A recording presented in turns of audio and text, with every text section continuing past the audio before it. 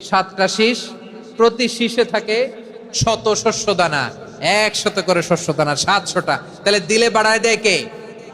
আল্লাহ বলে, এই বনি আদম আনফিক উনফিক আলাই, তুমি দাও আমি তোমারে দেব। এখন আপনি না দিলে আল্লাহ আপনারে দিবে? এবার বুঝে থাকলে বলেন তো, আল্লাহর কাছ থেকে পাওয়ার প্রথম শর্ত কি? আমাকে দিতে হবে, ঠিক কিনা? বেলাল রাদিয়াল্লাহু তাআলা আনহু মদিনার সবচেয়ে গরীব সাহাবী, বিশ্বনবী বলেন আনফিক বেলাল, ও বিলাল তুমিও দাও। আপনারা কি জানেন বেলাল রাদিয়াল্লাহু তাআলা আনহুর সম্পদ কত ছিল? বেলাল রাদিয়াল্লাহু তাআলা আনহুর মূল সম্পদের পরিমাণ ছিল মাত্র একটা লুঙ্গি। একটা কি? এক লুঙ্গি যার মালিকানায় আছে, তারে বিশ্বনবী বলতেন দাও আমি বাড়ায় দিব, দাও বাড়ায় দিব।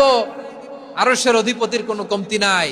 আল্লাহ বলেন, তোমাদের গোটা পৃথিবীর সব মানুষের যার যেটা লাগে সবও যদি দিয়ে দেয়, আমি আল্লাহর ধন ভান্ডারের 1 ইঞ্চিও কমবে না। চিল্লায় পড়েন আল্লাহু আকবার।